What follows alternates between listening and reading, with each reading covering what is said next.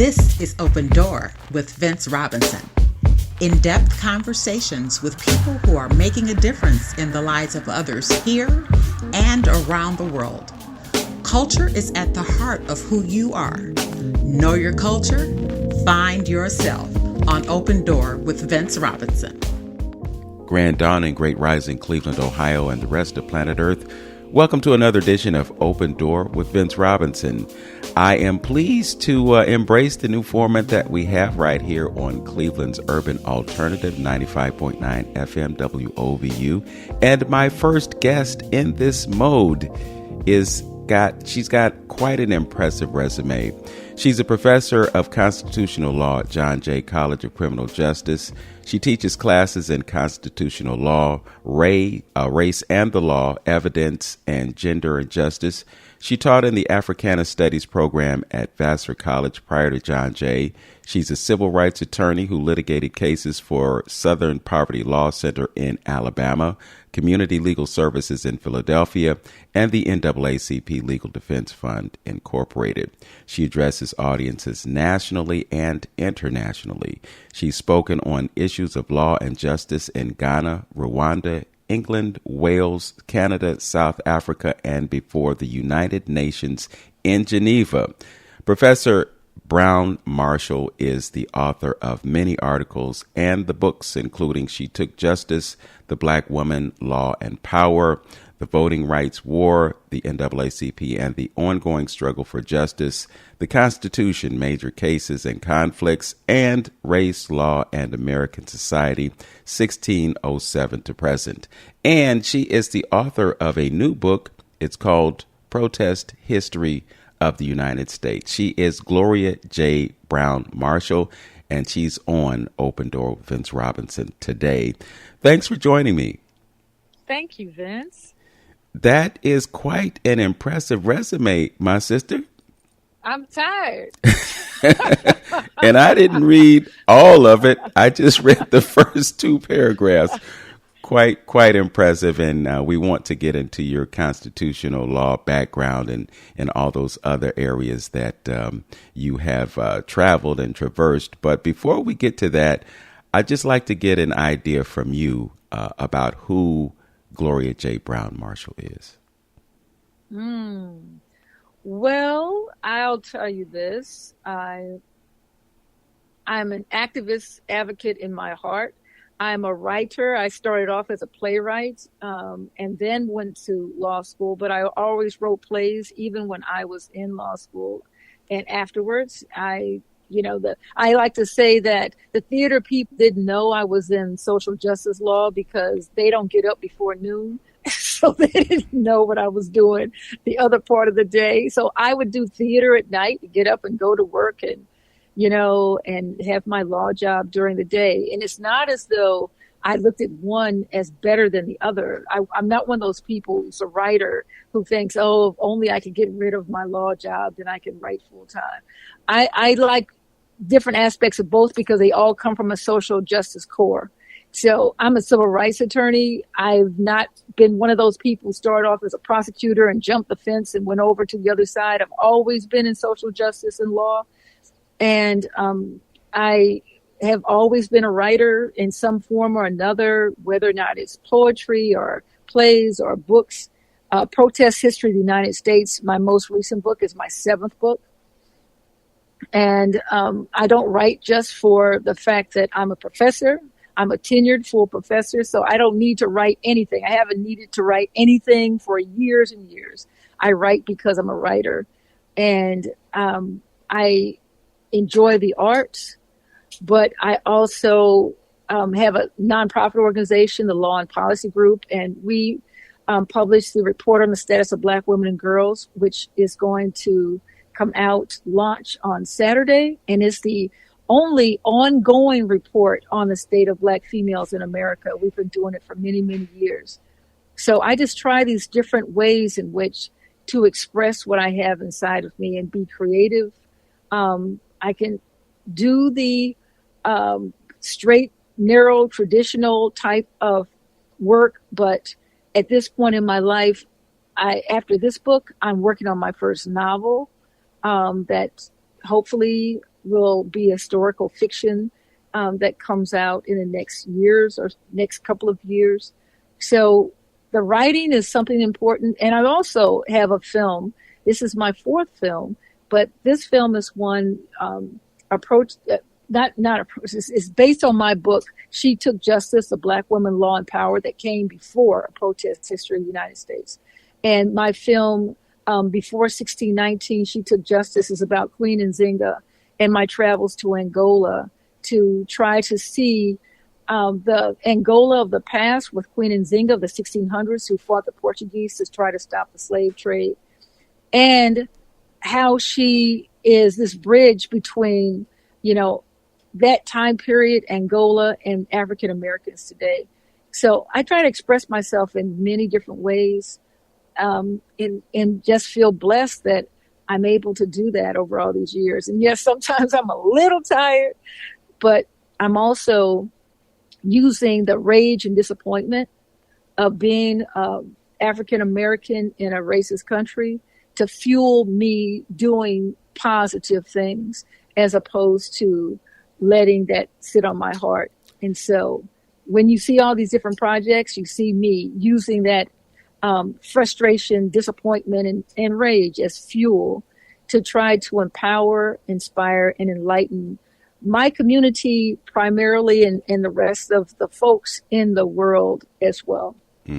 Well, you mentioned something that really struck a chord with me when you talked about your presence in the legal realm, and the fact that you didn't start out on the prosecutorial side of things and you went straight to, being someone within the field of law who could benefit people who are underserved, and sometimes just basically railroaded into the prison terms that they don't deserve to serve or shouldn't have served in the first place. So kudos to you for that. I've actually interviewed James Hardiman, who was a civil rights attorney here in Cleveland, who was part of the whole desegregation effort that took place here. And we had a conversation about that, and that's kind of what resurrected my thought about that. The other thing is that your writing as a tool for freedom and liberation is so important. When you mention people like Queen Nzinga, I mean,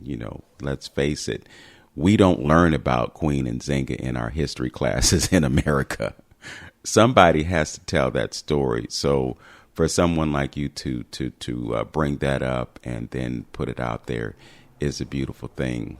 So you are not here in Cleveland. Many of the people that I interview are from Cleveland, but you're actually on the East Coast, and I believe you started in Philadelphia. Well, I moved to New York from Philadelphia, but I will be in Cleveland soon, and I look forward to that. I'm going to be at Loganberry bookstore on August 6th, Wednesday, August 6th, with my book, A Protest History of the United States. So I'll get to meet you in person. I'm very excited about that, and to meet people in Cleveland. And I'll tell you, a friend of mine who connected us, Randall, is this very proud person who was born and raised in Cleveland. I met him in Philadelphia as well. And, Cleveland, I was born and raised in the Midwest in Kansas City. And so I think there's a Midwestern thing, a straightforwardness about Midwesterners that I really appreciate, that has served me very well in New York, where they think everything you do is trying to get over. And so, it can be frustrating when you just, they're trying to do something straightforward and they just know there's some kind of scheme going on behind it, So it's like I've been able to actually use my ability just to get the job done in New York to my betterment. So I think that upbringing, that Midwestern straightforward work ethic, is something important that can be used around the world. Yes. You mentioned Randall Haley, and Randall, like you, is also an attorney. But Randall has a creative side, too, and he writes television. He creates these scripts and executes the production, and he's on different television channels and whatnot. So I think it's interesting. And what I find interesting about that is just the I want to say the dichotomy, the well, I'll share it this way. When I was in college, I had to take a broadcast law class, and I procrastinated. I put the law class off until my last quarter at school. I just could not connect with reading legal stuff. It would just put me to sleep. But on the other hand, I liked reading novels. I liked reading other kinds of things so I could connect to that. But to see folks like you and Randall that are proficient on both sides is really heartwarming to me. I've never been able to make that leap, but obviously you have. And I think maybe it's because you have a balance of left brain and right brain. I think so too, and I really appreciate that, and I really didn't appreciate it initially because everybody tells you you're going to have one job, and especially during the time I was growing up, you're supposed to have this one job and keep that one job. You're supposed to do one thing, and so I've actually had probably 3 different careers in my lifetime. And young people who are listening to your program right now need to know they're going to have 5 to 6 different careers in their lifetime. So even though that first one is always nerve shattering, what am I going to do? You're going to find that there's another opening and another door opens after that. And so I was very blessed to be able to have start off in law, but as I said, writing all the time on the side. I actually have in my book, A Protest History of the United States, what happened in which I wanted in college after college, I was thinking graduate school, do I go into writing? Do I go into law? Do I go into business? I wasn't sure. So I took the test for all 3. I stayed up all night with the applications, and this was before the internet, and gave them to the mailman, gave my application to the mailman. And I talk about this in my book, A Protest History of the United States, because it's part memoir, part law, and narrative. And that's why, this was the first time I said, I want to actually make this interdisciplinary history book. But the post office never received my applications. The graduate programs didn't receive them because the mailman threw them away. And so that changed the trajectory of my life, whether or not I was going to be a writer, a lawyer, or go into business school, because there was one application that I had submitted 2 weeks after the other, group of applications. And that application was to law school. And that's why I ended up going to law school as opposed to anything else. And I think about how things happen. I sometimes I picture my life if I would have gone into writing first and maybe I would have gone into law second. I'm not sure, but things happen that put you on a particular trajectory. And then I make, great lemonade, and I've been handed many lemons in my life. And what I was able to do is to say, okay, as an academic or as a lawyer, for example, when I was a civil rights attorney practicing law full time, I would be in these little towns in the South, like very small towns where everything shut down after dinner. And I would be in these motels, and I always call them motels because it's like a motel as opposed to a hotel. And you have to put the emphasis on that mo. So the motel, I like to define it this way. A motel is when you can lie in bed and look out the window and check on your car. Because it's right outside the window. Okay, so I would be in these motels, and I would just feel the need to write. And the question that came to me with my very first book was, how long have civil rights attorneys and Black communities been coming together trying to get their rights under the Constitution? And that's how I started my book, in a motel, in Alabama, small town Alabama, writing my book, Race, Law, and American Society, 1607 to present, because I realized that we've been working on this, doing this, fighting the good fight from the 1600s going forward. I was curious about, out of all of the aspects of law that you could have gone into, you chose constitutional law. I think you just partly answered that question. Yes, I chose constitutional law, and I find it amazing. It's, when I say amazing, I should just come out and say, I find it a blessing. I mean, I'm a believer. I believe I was actually blessed in constitutional law because I was in law school like you. I was bored. I was bored. I said, I have made a mistake. What have I done? I'm in terrible debt. This is so boring to me. I have no interest in some of these classes. It was heartbreaking. And then I took a labor law class and I was like, oh, wow. This means law is not just this corporate, kind of, states' rights, kind of thing. This is about human beings. And then I took constitutional law and I was like, oh, now this is about power. And then I took a gender and justice class and I thought, oh my goodness, I'm seeing how now the individuals within the power system have been fighting. And then I took my civil rights class and that was it. And I was like, okay, social justice is what I'm here for.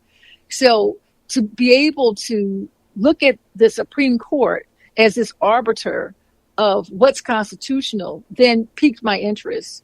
And I remember being in my constitutional law class and the professor was like, and I was, saying, well, this isn't fair what happened in this case.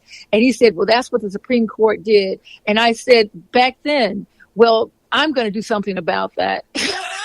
So I didn't know what I was talking about, but I knew that this court, the highest court, had this power that is not being discussed. People talk about the president, they talk about Congress, but they don't really discuss the Supreme Court. So it's only been in perhaps the last 10 years or so that the Supreme Court has been something that the regular person is talking about. And for most of my career, I can say I have tried geekily to get people more interested in the Supreme Court. So I think it's very exciting now, even when I give legal commentary for CNN or BBC or these different broadcast stations, my nonprofit organization, the Law and Policy Group, publishes the U.S. Constitution in African American context, our pocket Constitution, trying to get people into the Constitution, and people of African descent are referred to in the Constitution more than any other group.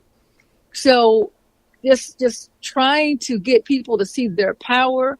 And now with everything going on, people now not only see the Supreme Court's power, but also seeing its flaws and seeing its human fallibility, seeing how politics have now, bled into the Supreme Court in ways deeper than it's ever done before. And I don't think people would have paid as much attention to the Supreme Court, but for it coming more into focus. So that's exciting for me because I want people to understand their constitutional rights. It's really ironic that you would point that out in terms of the Supreme Court. And I think now is really a critical time just because of the makeup of the court and the lack of balance that you have on it. Just reflecting on Clarence Thomas and the impact that he had on the court, and then fast forwarding it to now, and he's still having that same impact. And now you have a president who has essentially what he's done is he's engineered a situation where he gets even more power because he can do things with their assistance. What are your thoughts about the present dynamic? I think we're in a constitutional crisis. And I define this crisis as one in which the executive of the country, the president, has really overreached beyond what the framers had in mind for the executive to do. He's legislating from the White House. And each of these executive orders, over 100 of them now, is actually doing what Congress is supposed to do. It's affecting the lives of millions of people legislatively. Whether or not it's birthright citizenship, which is something that is in the U.S. Constitution. It requires a long process to amend the Constitution. He's decided that he can do so by fiat of executive order, and having the Supreme Court six conservatives sit back and let him do it. It reminds me of what happened, and I'm going to say this, and I know it sounds very probably startling, but it reminds me of Nuremberg and what happened with the Nuremberg trials after the World War II, and what happened with those people who were placed in concentration camps and et cetera. Because people think of judgment at Nuremberg and what those trials after World War II were about. It was about the military, but it was also about the judges. The highest judges in the German courts allowed Hitler to do what he did. And when you look at law, and I've had the opportunity to go to places where you've had genocide, where you've had these horrible things happen, and it's by law.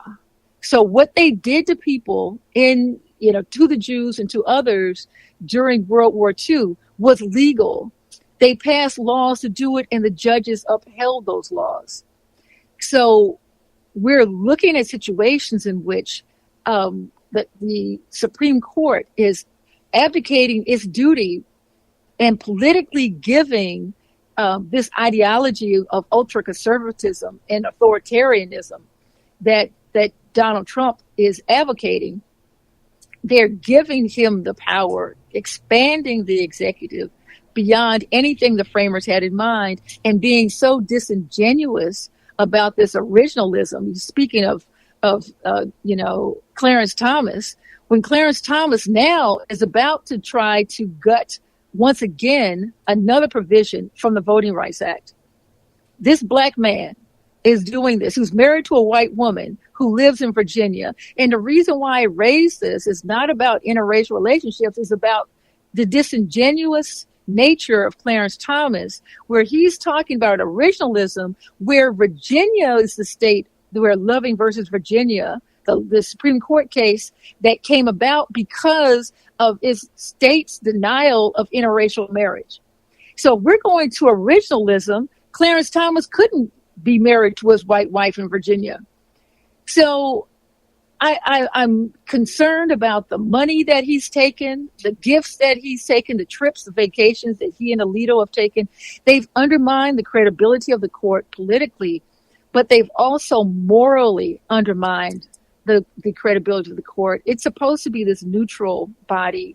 And what we're seeing is the expansion of the executive, the abdicating of authority of the Congress to the executive, and the moral decline and legal credibility, the decline legally of the Supreme Court from even its decisions. The decisions rarely make any sense. The Supreme Court is supposed to give clarity to the country, clarity to the lower courts. And at this point, when you read the decision, you don't know what they're actually saying outside of Donald Trump can do what he wants.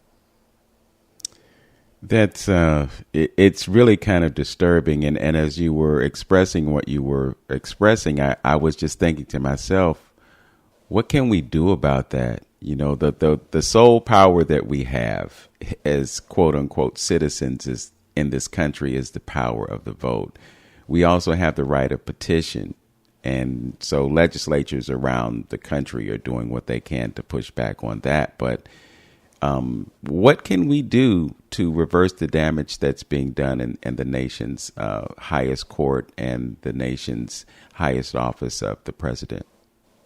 I think it's got to be the people protesting. And once again, I was blessed to write a book on protest. This book was not written in the last 6 months. You know, this book is written over years. So I did not write this book with Donald Trump in mind. You know, I wrote this book because I kept hearing how protest was no longer effective. And I wanted to push back on that by looking at 500 years of protest to show its effectiveness under all different types of situations, including situations worse than the one we're in right now. I believe that the framers of the Constitution, when they created this document in 1787, ratified it in 1789, knew that they needed to have the people have power. And that's why the Bill of Rights, written by James Madison in 1791, then give the people the power to push back against their own government. They feared the creation of this government. They were coming from a monarchy under King George. They did not want a monarchy, and yet at the same time, they feared the power that would be put in this federal central government. Prior to this government, they had a government that was made up of states that had its own semi-sovereign ability. They had their own right to have a military, their own right to have treaties with other countries, their own currencies. Can you imagine? There was an Ohio currency that could be like there could be a New Jersey currency. I mean, Ohio wasn't a state back then, but if they continued like that, each state would have its own currency. And that's why they needed to have a central government, because there were uprisings and the states couldn't put down their own uprisings. They started to hire out their own, military. And so private militaries were starting. And so they said, let's meet in 1787, that summer in Philadelphia, to create a centralized government that would protect the whole country as opposed to each state protecting itself. Unfortunately, or fortunately, either one, the framers said, at some point, there's going to be this charismatic. This is my take on the history of the way the structure of the government is, that we have these three branches of government that overlap at certain places, but it maintains a disparate power base so that not one person can control the whole country. This situation we have right now is exactly what they feared, that one person would have this amount of control over the whole country by controlling three branches of government. That having these people, they just never thought in their lifetime this might happen. But I think they also realized that one tool that could control the government would be the people. And that's why the First Amendment gives freedom of speech and freedom of assembly and the right to petition the government for a redress of grievances. The people have to be the tool to keep the government from full-out authoritarianism. And I think the framers of the Constitution knew the people had to have this power from the very beginning. You know, you've touched so many triggers in the past few moments. The first thing that comes to mind is Orange Man has already expressed that he wants to be king when you talk about monarchies. And it seems as though he is effectively carrying that out. I mean, he's told us basically, you won't have to vote. You won't need to vote because I am who I am and I do what I do. That's one thing. The second thing, the second nerve that you touched was about currency, because we've seen a paradigm shift with respect to currency, and the paradigm shift is being largely affected by Republicans and a few Democrats who are going along with it. So in different states, Texas, Florida, they're talking about having gold-backed currency. They're actually they've made it legal to use gold as currency. And one of the ways that the populations of the planet have been controlled is through currency. The Biden administration wanted to affect central bank digital currencies. The currency is not issued by the central bank. They go through a few different processes right now. But what they wanted to do was implement a digital central bank digital currency that would have expiration dates, would be used as a form of surveillance, and all other kinds of things that would just have been horrors for the American public. So the Republicans, within the next couple of weeks, actually are expected to pass a bill that goes against central bank digital currencies. But this administration is embracing cryptocurrency, which the previous administration didn't. So it's just amazing to see what's going on. And all the things that the Republicans are doing right now that I have extreme disregard for, pushback on education, pushback on DE&I, all those other kinds of things. You mentioned freedom of speech. And I'm sorry to tell you that we don't live in a country that gives you an ability to exercise freedom of speech. The fact that we're using the term unalive on the air instead of using KILL right now is an extreme indication of the fact that our freedom of speech has literally been taken away. So I have to ask you, how effective is protest now, given the extreme power that the media exercises to show or downplay or redefine protest? I think two things. One, if we had no freedom of speech, we would not be on this program right now. But I'm going to tell you, this time next year is going to be the teller of truth for where our rights are going to be. And that's why if we don't consider protest as an effective tool, then it's going to be to the point where when the terror comes to the doorstep, then people are going to be triggered into protest as opposed to having a strategy based on protest with foresight. I think protest when people think of it, is traditionally they're thinking today people in the street with bullhorns and signs, and that is protest. But protest also takes many other forms. And that's what my book is about, A Protest History of the United States. It's about the many different forms of protest, what people did in the past that we can learn and make a 21st century version of it. And that is the strategy. Right now it's an emotional trigger where people are going out because they're frustrated, angry about what's going on. But what I learned was that people had strategies behind their protests. The labor movement had strategies. People who decided they were going to come together and form a union, that to me is protest, because you're protesting against the job conditions and the unfair wages being given. That's protest. When we start thinking about progressively how we've pushed against oppression, that's protest. So we think about perhaps Rosa Parks not giving up her seat. That's protest.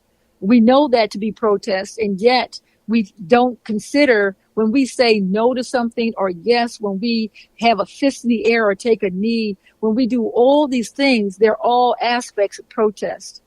And they can be effective, but most people want protests to happen on Saturday and change to be on Monday morning. And that's usually not how protest works. It usually takes more time, and that's why strategy is so important. Mm-hmm. One thing that I've observed is that many times it's young people who are on the leading edge of protest.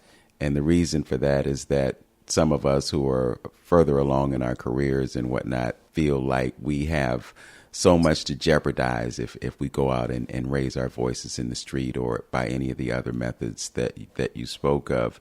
What are your thoughts about how people of all ages can be effectively involved in protest? I think that people can protest where they are. And it's true that young folks are the ones who usually lead protest movements, but protest movements start with the people most effective and go out from there. And so when we see a murder by police, it's the family, the community, the neighbors who start the protests. And then it spreads from there. And so people who can see themselves in the incident that happened are more likely to be those who want to do something. And that could be anything from, not buying somewhere where the incident happened, deciding they're going to boycott, and be selective purchasing is what you could call it. Those who are disrespectful. I don't buy things where I'm disrespected. And so it may be inconvenient to go a few more blocks to a different store, but that's the way I think it should be. Or think about starting a store yourself. Who knows? But I think it's important. A lot of businesses have grown out of a protest of how, they've been treated in a particular business. I think that the protests have involved young people, very young, in middle school and high school, the children's marches that I have in my book, A Protest History of the United States. And the children, as you said, were protesting in high school because if their parents protested and got arrested, there goes all the family income if they lost their jobs. So young people have been part of it because they also have time to read up on what's going on and stay on the cutting edge of these particular issues. I had a chance to go to Selma, Alabama as part of a conference that was around the 60th anniversary of the march across the Edmund Pettus Bridge in that march, of course, where the peaceful protesters were attacked in March of 1965. And those elders were talking about how life was. As a high school student, they would actually go to meetings every Saturday, or after school, they would go to meetings to learn how to protest, to learn the strategies of protest, to learn how to be a part of a group, to learn nonviolent protest. You know, all of that was something part of strategy. And that's why I keep saying strategy is what's missing today, that we can see more effective protests if we know that going out, airing our emotion in public and coming back is not enough. That's great, but it's not enough. We need to have strategic ways to use protests. And the more strategic we are, the more effective we can be. Yes. Well, you know, one of the obstructions to that is the fact that it's just so difficult to unify us as a people. You know, we look back at Marcus Garvey's time, for instance. That was probably one of the most effective organizational situations when it came to us and pushing back on what was going on. But I think one of the issues that we have today is that we have ego that prevents people from setting them aside and locking arms and moving forward. What are your thoughts about what we can do to create the unity that would enable us to strategize? I totally believe that as well. And we're human, so we're going to have egos, even in the face of massive oppression. And I try to say to myself, keep my ego to less than 25%. I say this to myself, you know, okay, looks like there's ego showing. Okay, get your ego back to less than 25%. And if people just say that to themselves, okay, let me check my ego and keep it at less than 25%. Not saying you can't have ego, because you must have it. It's a part of our physiology and our emotion, our psyche. But to say I'm going to keep my ego to less than 25% and check yourself, we can get a whole lot done. And as that resume that you've read of mine, that you know there's much more on there, I've been able to do a whole lot in this world by keeping my ego to less than 25%. And it's difficult, but with practice, it happens. Also, the unity comes with having commonality. To actually say, I have something in common with this person. We share something, and together we can do more than I can do by myself. This, you know, pull yourself up by your bootstraps, theology, mentality, philosophy, whatever it is, doesn't really work for the Black community. And those people who decided that they got as far as they have because of their own genius and hard work have fallen for the okie doke of this illusion of inclusion. I think that if we start thinking about the rest of our family members, some of them have not done as well. Are we going to leave them behind? Are we speaking on behalf of them too? I think of Black community and people are like, oh, what is a Black community? I'm the only Black person in my community. Your Black community is wherever you are. You know, if your Black community has to be through social media, then be a part of that community. I think people need to join organizations. And it's through joining organizations, as Malcolm said. Malcolm X said join organizations. He didn't say necessarily join his organization. He just said join organizations. And I think it's important, imperative for us to join organizations right now. You don't have to say, oh, I don't have time. You don't have to be president of the organization. Just be a member. Get the information. Be a part of it. Write a check. If you don't want to go on the street, you don't want to sign, do anything, you don't want to boycott, then write a check for those people in those organizations. But there's always something people can do to show their unity, even if they're not in the street with a bullhorn and a sign. You know, what you just said so resonates with me because I'm involved in organizing folk here in Cleveland. And I'm going to share that message with some folks who don't necessarily want to show up to meetings, but they can make a meaningful contribution that can further the cause. I'm thinking about your time in Africa, and I'm wondering what your observations are about the differences or the similarities between protest here and protest there, and how effective it's been there in light of the fact that you have a leadership model that basically has folks getting bought out. So they'll sacrifice the needs of the people who live in their country for their own personal gain. Just wondering what your thoughts are about protest here and protest in Africa. Well, I was just reading about protests in Kenya this morning, and which is concerning to me because the women in Kenya do not have rights to inherit property, and I'm also reading that they don't have the right to have property in their own name. So it's very concerning to me that there are protests around what women want and what they require. There are political protests going on in Kenya. I think it's not just a matter of, Africans selling out their own for middle class or upper class or wealth, politicians coming in and taking all the money out of the country. I think people are robbing our country blind right now.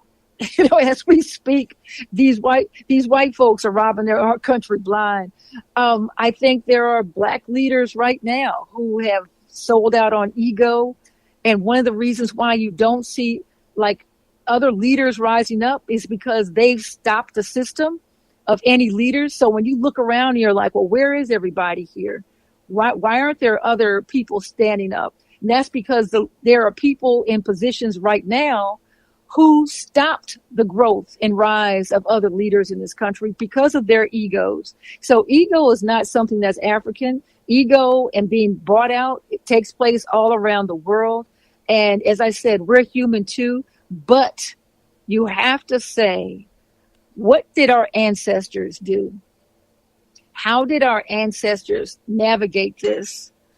I think about the images of Martin Luther King sitting among council, listening to what different people had to say before he made a decision, knowing that he was going out to represent millions of people. That responsibility weighs heavily on the shoulders. I think of that responsibility, and I think you probably do too, that you represent more than yourself. And so when you start thinking about those things and realizing that it's never been 100% of the people, it's always been a small percentage who actually do anything. I think that representing others and knowing that weight is on your shoulders as a responsibility, but it's also a blessing because God has given us the attributes, the qualifications, and the ability to present the arguments and the pain of others and speak truth to power in ways that represent a community. And that cannot be taken lightly. And sometimes people get off the track, and we've seen that, but we're human. But to try to stay on that track is something that you can only do the best you can and not spend too much time seeing these other people fall to the wayside or being co-opted or, standing in the way of progress because of their egos and wanting their name to be the only name out there. It's really interesting that during the civil rights movement, we had so many different leaders, that had different perspectives. You look around today, who do you see? Think about it. And that's not by accident. There are people who want to be in leadership positions who've been stifled by the folks who are there now. You have people who are afraid to be in leadership positions because they feel like they're going to get picked off and torn apart. And that was before this regime came in. So it takes a lot of courage. It takes a lot of sacrifice, as you know, and time. to be in these leadership positions. So you don't want just anybody to be in them. And a lot of people look at it as an opportunistic moment where they can make headlines or make money or something. And it has always been this. And you mentioned Marcus Garvey. We know that Marcus Garvey was jailed. And it wasn't until recently, the man's been dead how many decades, that, he was, posthumously deemed to be innocent of these trumped up charges that were made against him because he had become so internationally powerful. Yes. Well, again, I just reflect on what you're sharing, and I'm thinking about that situation in Kenya and thinking that perhaps you should be there, because you cannot underestimate the impact that one person's thought or vision or divinity can have on a situation. And it seems to me that there needs to be a paradigm shift. But speaking of paradigm shifts, I just want to let everyone know that you're listening to Open Door with Vince Robinson. My guest is Gloria J. Browne-Marshall. She's a professor of constitutional law at John Jay College of Criminal Justice, and she's been sharing some very profound thoughts with us today.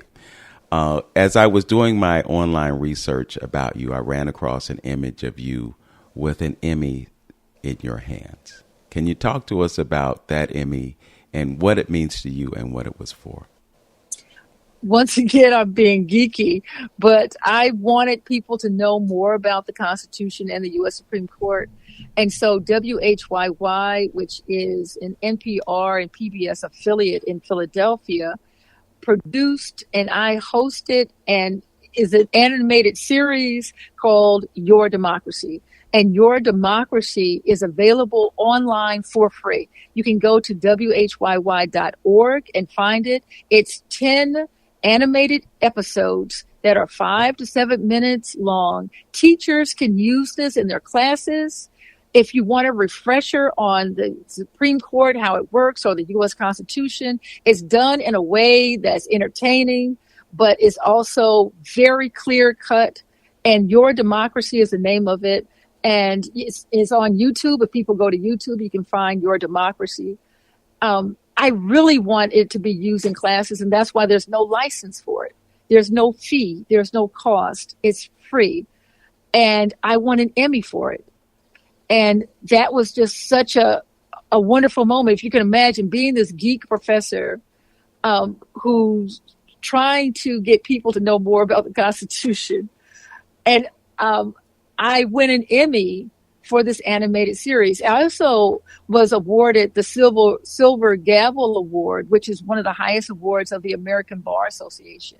So I was given the Silver Gavel Award for this animated series, Your Democracy. So that's just for a geek's dream. Think about it. That's why I said it was a blessing that I was, led into teaching constitutional law, writing about the U.S. Constitution, talking about it, and trying different ways to get people to pay more attention to the U.S. Supreme Court and to their constitutional rights. So I think it was a blessing. And then to have an Emmy Award for it and the Silver Gavel Award as well. It's just, so much of an honor. But thank you for asking about that. Yeah, really. I keep it in my bedroom. Wow. so I can wake up and look at it. I used to carry it with me from room to room, and I thought I'm going to drop it one of these days because I was like, wow, just think a professor. How often will a professor win an Emmy, who teaches constitutional law? I'm not talking about teaching theater or something like that. And so it's just a blessing. And I'm appreciative and grateful. Yes. Well, I have to tell you, just based on the conversation that we've had, if you were teaching a class about constitutional law, I would want to be sitting in it. Okay?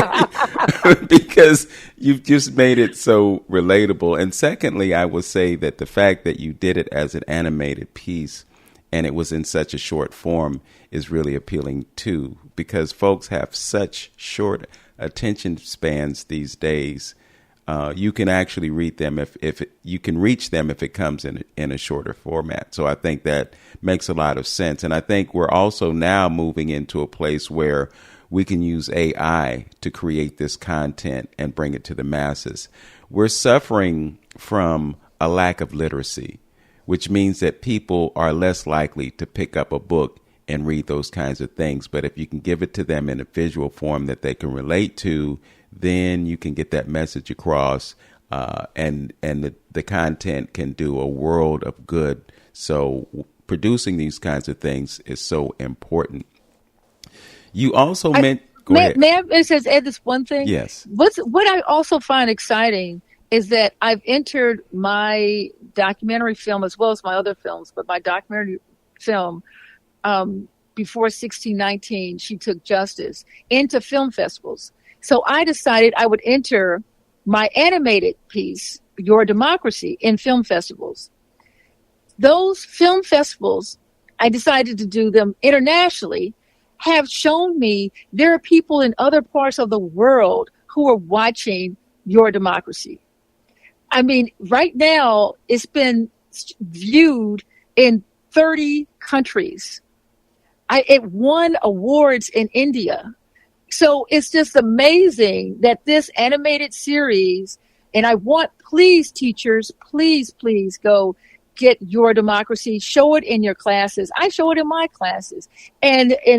But for it to be seen nationally as well as internationally, that is something, because folks really want to know more about it, but like you, they don't want to be bored, and I didn't either. So that's why I created this. All right, so we're winding down. We actually have just a few more moments left in the broadcast, but I just wanted to make sure that you talked about your pivot into writing novels. Because I wanted to write a novel. First, world building is what you do as a playwright. And I always thought, I really wish I could write fiction. And a friend of mine said, you're building a world when you're writing fiction, so you can write a novel. And I didn't want to be confined by what's required to write these nonfiction books. It's a lot of research, a lot of archival information. So the novel then is historical fiction that allows me to expand what people did beyond what's written down about what they did, especially when it comes to Black people and women, because our stories are not written down in ways in which we can easily research what exactly happened. And people want to be like really saying, well, do you know that happened in 1800s or the 1700s? And the novel gives me world building. It gives me fiction, and the power that we have as people of color, as African Americans, as women, I can then touch more deeply through the fictionalized world and the fictionalized characters I'm able to create. Okay. Sounds appropriate, and I can't wait to read that book. Speaking of books, you will be in Cleveland. Tell us when, where, how, why, and everything else we need to know. I will be in Cleveland, and I'm so excited because I have been asked to speak at Loganberry bookstore, and I know that's one of the bookstores there in Cleveland, and I'm excited that they've asked me to come on August 6th, Wednesday, August 6th, in the evening, Loganberry bookstore in Cleveland. And I'm going to be also a part of the National Association of Black Journalists conference that's taking place. It's going to be taking over Cleveland. But come down and see me. A Protest History of the United States is my book. And for those people in theater, that's the other thing. I'm still a playwright. I have this wonderful 2-person play, and I would like to talk to some theater people about getting that produced. Okay. Well, hopefully if it happens, it will come to Cleveland. If you need a space with about 60 seats in it, I got you. Oh, thank you. Yes. Gloria J. Browne-Marshall, professor at constitutional law at John Jay College of Criminal Justice. Thank you for being my guest on Open Door with Vince Robinson. Thank you, Vince. And to those of you who are listening or watching us on YouTube, thank you for joining us. As always, know yourself, love yourself, be yourself. Make today your absolute best day. Peace.